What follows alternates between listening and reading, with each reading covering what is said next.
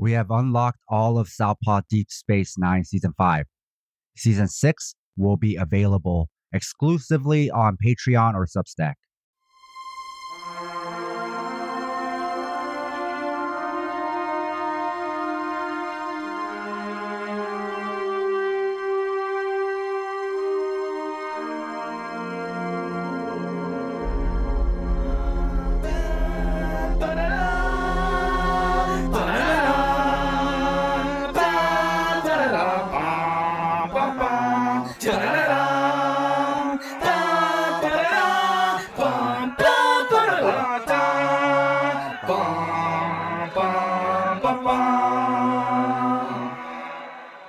This is Southpaw Deep Space 9 Season 5.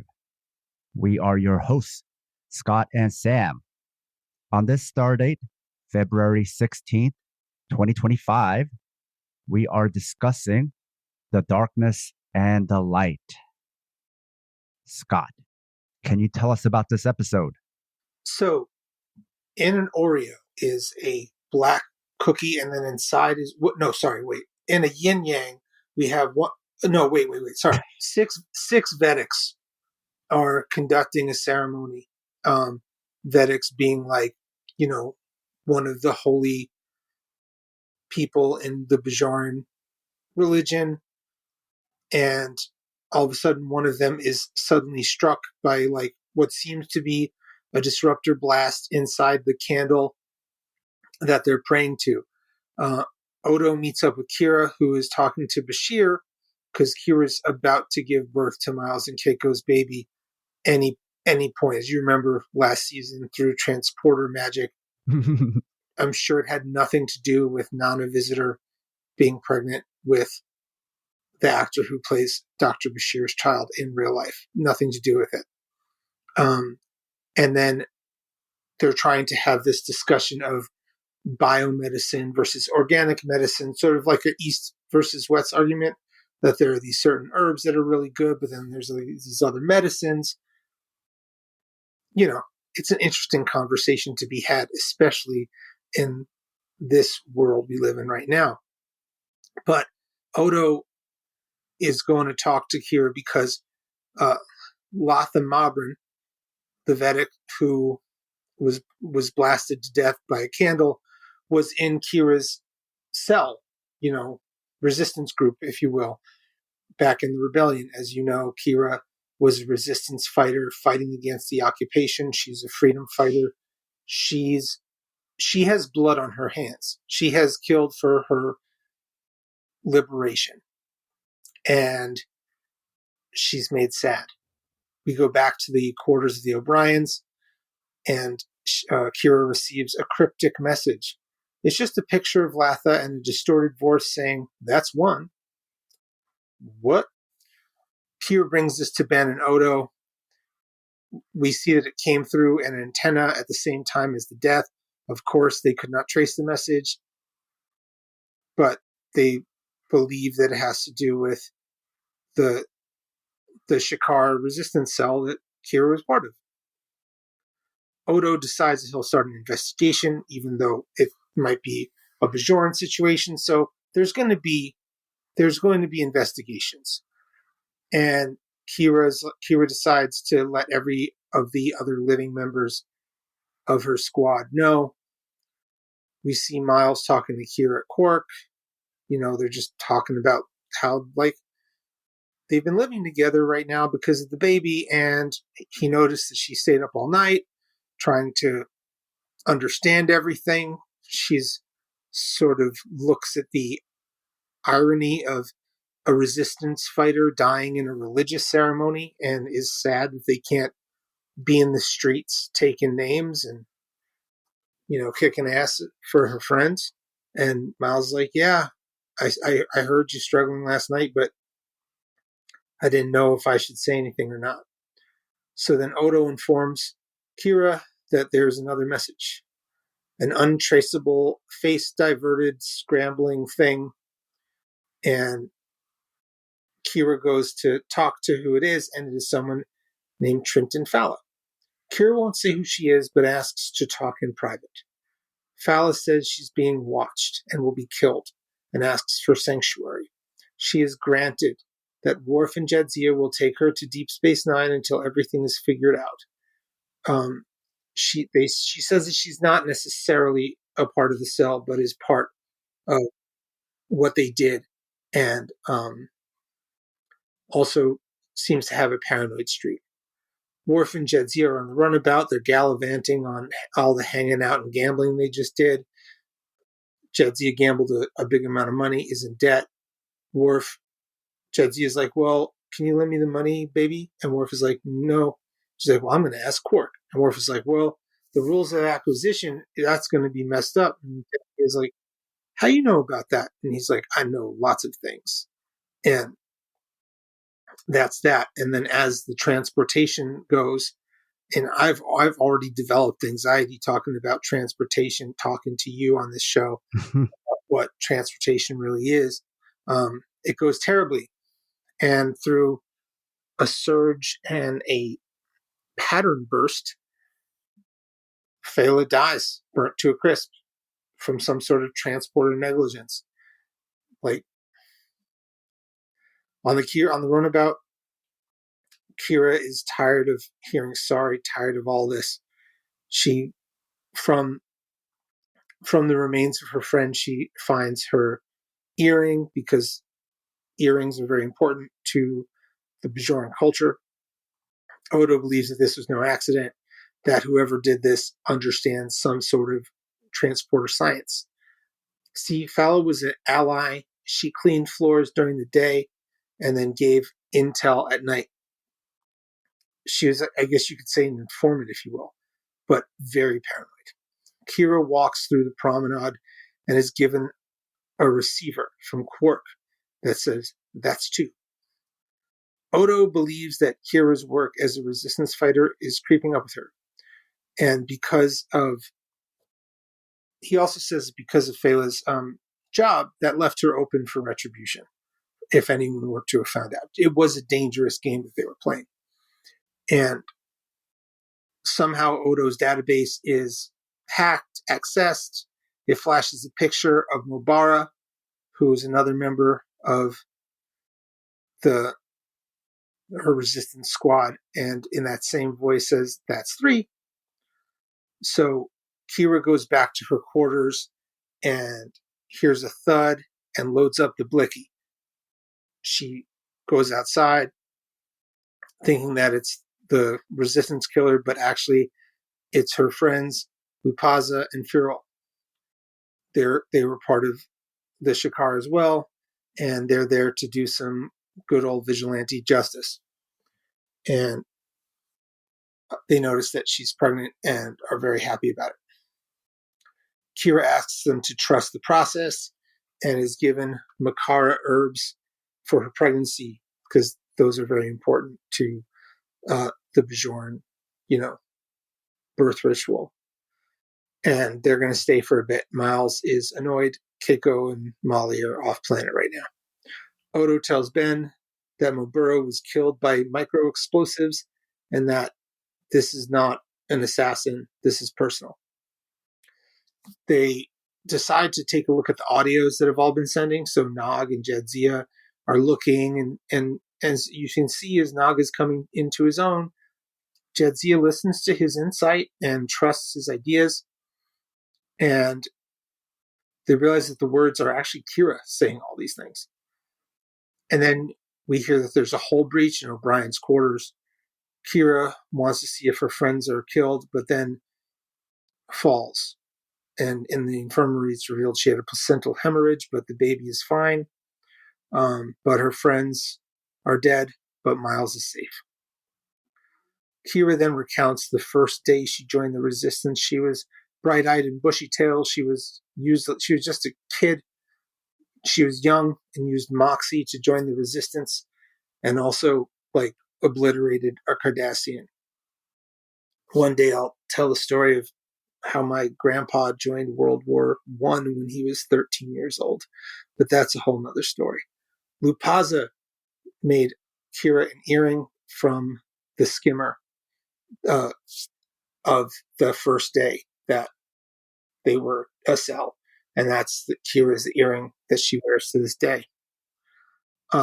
Realized that a small hunter probe was attached to a freighter that skimmed for the info and bland. And that's how the whole breach happened. Odo has a list of 25 names, but doesn't want to give them to Kira for obvious fear of retribution. But then Kira beams to Odo's office and then leaves the station on a runabout. She has the list of suspects. She has erased the log. Ben gets the squad ready to find them, and she rules out a few people on the list, tracks down a Cardassian doctor, I think, Silan Prin, near the DMZ, and she gets there and is immediately stunned by Prin, who's probably having some mental health issues and is saying a whole bunch of weird poetic stuff about death and light and fear and dark and gotta get the dark out of the light. And Prin was a servant for a Gull that was attacked by Kira. And yes, not doctor. So he was disfigured by a bomb meant for the Gull that he worked for. Prin was just a servant. He was collateral damage in a bomb blast that killed 12 people. All of the Gull's family, crippled or, affected 23 others. And this was through Fela helping with security and the squad putting a bomb. Kira planted it, and essentially the bomb made a much larger explosion than was necessary. And because of that, more people were killed. And Prin is, he's justifying that he admits that he's done the killings, and he's basically says that he justifies the careful ways in which he did it and how there's no collateral damage, as opposed to what Kira did, and plans to cut Kira's baby out of her to save it, and because he sees her as a civilian killer. And Kira fires back that the Cardassian occupied Bajor and held them for 50 years, and that to even be a servant for a Cardassian Gull makes you guilty. Complicated stuff for a sci-fi TV show, right? So as Prin is getting ready to, just take Kira's baby out, gives her a sedative. Somehow it doesn't work, and Kira is able to kick, stop, and shoot Prin. In a little bit of foreshadowing that we didn't realize, the Makara herbs that were given to Kira acted almost as a Suboxone for the painkiller that was given her. So she didn't really feel the power of the sedatives. Defiant beams Kira up. Kira's messed up over the dark and the light and all this stuff. And everyone feels a little dirty. A note to our listeners. If you love the Southpaw Project, please support us and help us get paid for our labor by financially supporting us on Patreon. This will give you access to exclusive bonus content, like transcripts, early releases of Southpaw Deep Space Nine, our fictional narrative podcast, Fighters Brew, break-free versions of our shows without interruptions like you're hearing now, bonus articles, Fighters Brew transcripts with extra content, Liberation Martial Arts Online, as well as our private chat group on Discord. You can find all pertinent links at southpawpod.com. So I wanted to start off by quoting this line from Major Kira. Content warning, mention of the R sexual assault word. Quote, "None of you belonged on Bajor. It wasn't your world. For 50 years, you raped our planet and you killed our people. You lived on our land and you took the food out of our mouths. And I don't care whether you held a phaser in your hand or you ironed shirts for a living. You were all guilty, and you were all legitimate targets. End quote. So this is the pivotal line for me in watching this episode with my eyes and today's eyes, and as someone who opposes U.S. hegemony, Western hegemony, and the Israeli occupation of Palestine. I looked up some old reviews and also some newer-ish reviews, and they didn't like this episode because, according to them, it seemed to absolve Kira of her crimes. From their perspective, occupied and occupier are equally guilty and culpable, and we know this narrative all too well. This isn't even the main conservative and liberal narrative because conservative and liberal media usually portrays the occupied as the guilty wrongdoers. Equal culpability was a feeling shared among many progressives and even radicals, especially early on when Palestinian genocide was accelerating. You heard a lot of, I'm pro-Palestine, but, where essentially if we analyze from the perspective of DS9, they would condemn Kira and the resistance as also being guilty. Both sides were wrong. I'm sure there are people who say they're pro-Palestine who still feel this way. But it's not only Palestine, it's wherever there has been Western colonialism and hegemony. Think about the US childhood game Cowboys and Indians. Who are the good guys and who are the baddies? What about every US police and war media? What about Vietnam, Iraq, Afghanistan? What about Western coups and genocides in Africa and Latin America? And Asia? What about what the US continues to do to Cuba and the DPRK? This episode was meant to be gray and murky and challenge what's right from wrong. But for me, it wasn't gray at all. Koreans did the same thing Kira did during the Japanese occupation. And the US, as weeb as it is, also called Korean resistance fighters terrorists. Even right now, liberals and conservatives call campus protesters the T word. So this was an episode reviewers and maybe even fans didn't like when it came out, or they didn't even think to remember. But to me, this episode aged really well. It hit so hard politically. It's basically the Steven Spielberg movie Munich, except if the Palestinians were the good guys and we were supposed to root for the Palestinians and Assad was Zilaran. This line also stuck out for me by Kira. Quote, he wanted to protect the innocent and separate the darkness from the light. But he didn't realize the light only shines in the dark. And sometimes innocence is just an excuse for the guilty. End quote.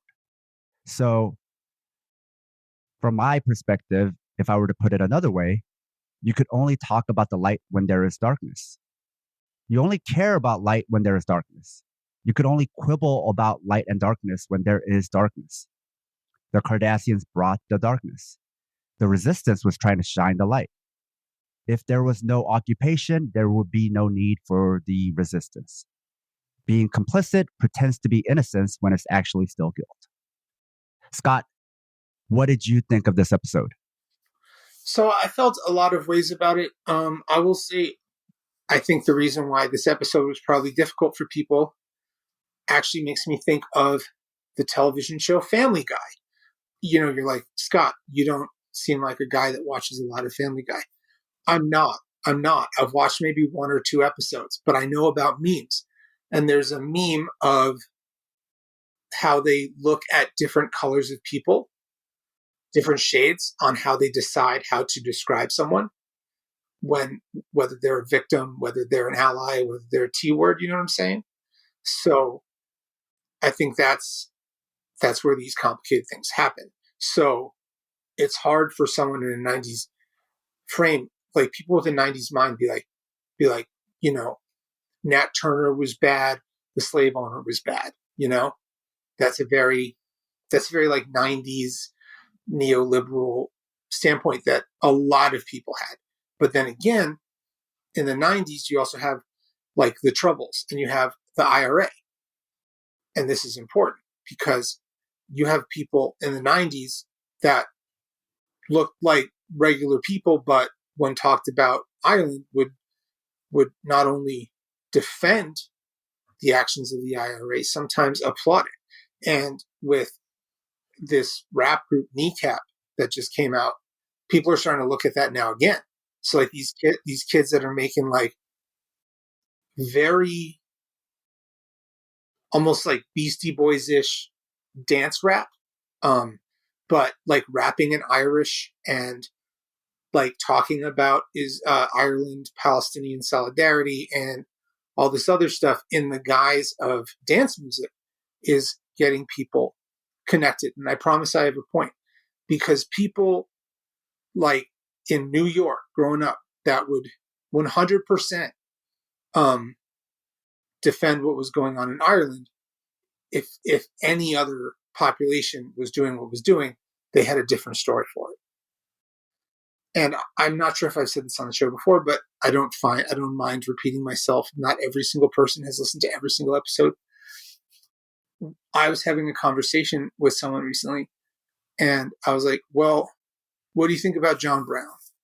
And they were like, oh, I like John Brown. He was righteous. You know, he had a broadsword and like tried to change the world. One of the antecedents to the Civil War. And I was like, well, was he a T-word?